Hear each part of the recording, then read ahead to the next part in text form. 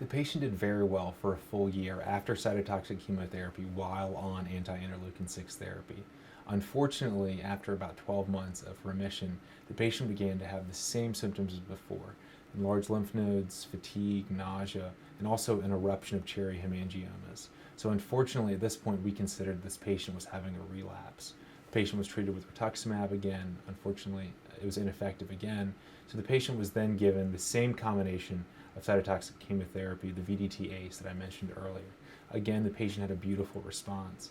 Of course, at this point, we began to ask a lot of questions. This is a patient with idiopathic multicentric Castleman disease, but this patient did not do well long-term on siltuximab.